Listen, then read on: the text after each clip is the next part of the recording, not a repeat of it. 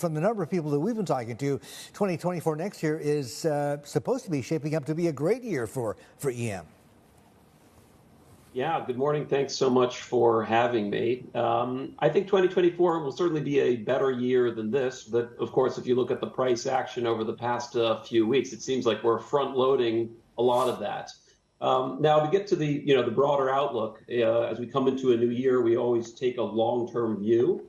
And if you look at the past 10 years of EM on the equity side, you basically had a flat return. And that's been driven by very flat earnings, basically 0% earnings per share growth across EM for the past 10 years. So I think you have to always start by being a little bit skeptical and say, why would the long-term track record change, next year? I think the most plausible reason that you could have a better year next year is that the dollar might soften a little bit. Rates come off as they have been doing quite fast already, and maybe you do get a year of a little bit better growth.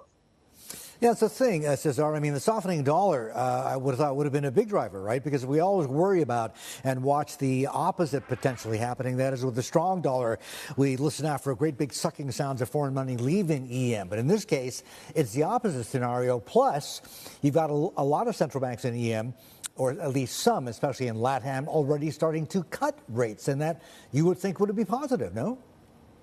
Yes. So, but I do think one of the important nuances here is that emerging markets have indeed been very differentiated over the past year or two. And again, when I talk about the long-term track record, that's been driven by a few of the very large EMs.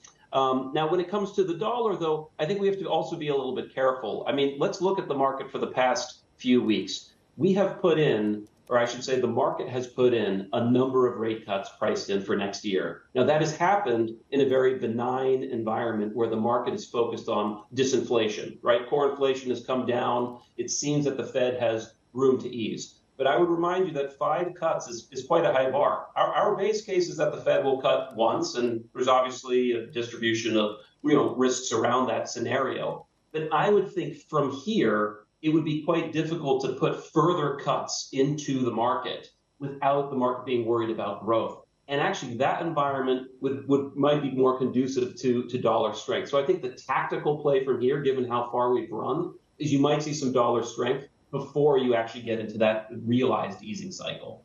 Ah, okay. Cesar, I want to bring it back to LATAM and bring in Javier.